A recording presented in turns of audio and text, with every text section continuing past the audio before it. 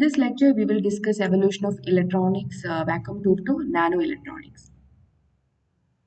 Electronics is a term coined from two individual terms, electrons and mechanics. According to IEEE, electronics is defined as the study of electronic devices. IEEE, the full form of IEEE is Institution of Electrical and Electronic Engineers.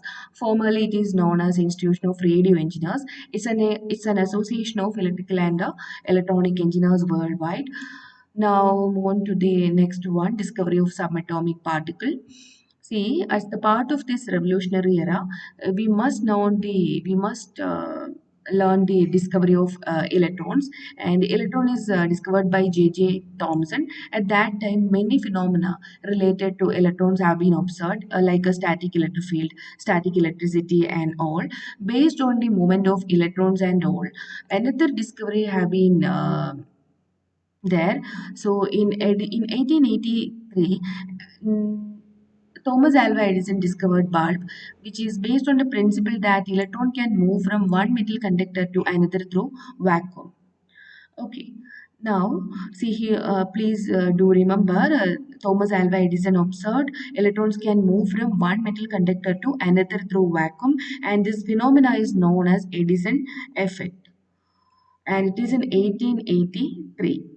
In 20th century, based on this observation, based on this movement of electrons, major three inventions are there. The first one is vacuum tube, and the second one is transistor, and the third one is nano electronics. First, let's see what is vacuum tube. See, vacuum tube is a simple glass tube which consists of a cathode and a anode. The cathode will act as sources of electrons, and these electrons can be moved from cathode to anode through vacuum. And the anode is in positive potential. We all know that the positive uh, anode can attract electrons from the cathode region. Okay, and the movement of the electrons can also be controlled by some control grid. So these are the some simple facts related to the fundamental vacuum tube. A vacuum tube is a valve in British usage, in tube by American usage, is a device that control electric current flow in high vacuum. So it's also known as thermionic tube or thermionic valve, based on the phenomenon of thermionic emission. Hot electrodes, we can say hot electrode, and this can be used for amplification and rectification purpose. Here we have mentioned thermionic tube. Here the sources of electrons are based on the thermionic emission, or which is based on the heating of the electrode. We can again observe some other phenomena to generate electrons, like light, which can be termed as photonic tube, and cathode ray. You may be familiar with the cathode ray tube, which is based on the electric field applied to this cathode. So the applied electric field can also generate electrons from the cathode. So no need to go through the detailing of this vacuum to just know the terms and evolutionary concept. And the first seamless vacuum tube was developed in 1904 by John Ambrose Fleming, and which contains only heated electron emitting cathode and anode. Electron can only flow in one direction through the device from the cathode to the anode. And he also added one control grid to control the electron movement. And these are some of the applications. These devices became a key component of electronic circuit for the first half of the 20th century. They were crucial to the development of radio, television, radar, sound recording and reproduction, long distance telephone networks, and analog and early digital computers. Now, vacuum tubes have so many advantages, but there are so many disadvantages also. It is very large, it is very heavy. So the devices that made from or that is based on vacuum tubes are also very high, very heavy in nature. So we can see one of them. ENIAC is the first digital computer, electronic numerical integrator, and a computer. We can see the size of the computer here, and or we can compare the size of the computer that we have used with this computer. So again, in later with the revolution of semiconductor industry, three scientists have discovered transistor, and which was happened in 1946, and they got Nobel Prize in 1958. And the scientist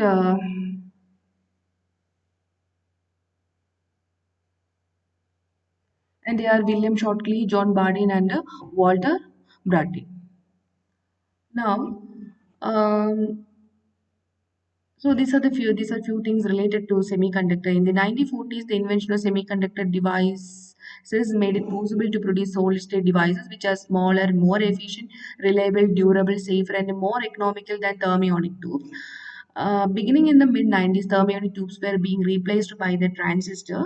So, however, cathode ray tube, it's a type of vacuum tube.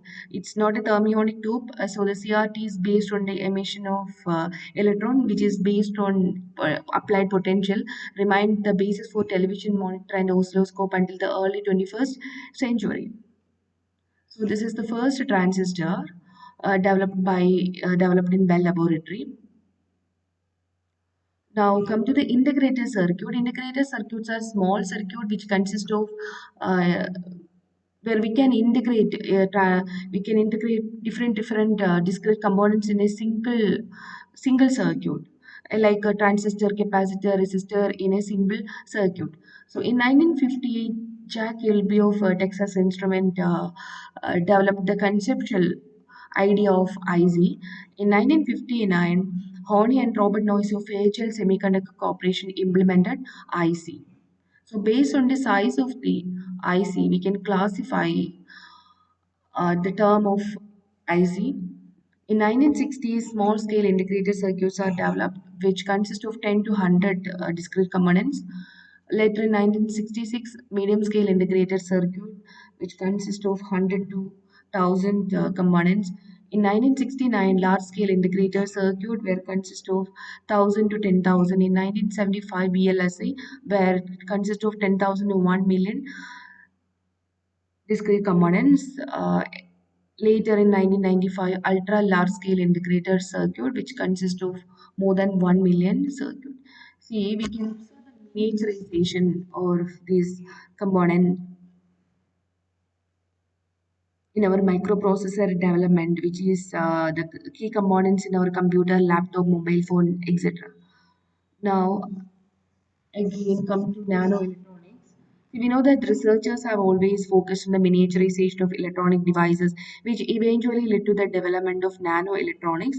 Nanoelectronics focused on the molecular electronics, which again focused on the development of very, very small electronic devices, which is in subatomic size in the nano range. So these are some few factors related to nanoelectronics. Nanoelectronics refers to the use of nanotechnology in electronic components. The term covers a diverse set of devices and materials with the common characteristics that they are so small that interaction atomic and interatomic interaction and the quantum mechanical properties need to be studied extensively. Hybrid molecular semiconductor electronics, one-dimensional nanotubes, nanowires, or advanced molecular electronics. So in the next lecture, we will discuss active and passive components. Then further, we will discuss transistors and IC technologies. Okay, thank you.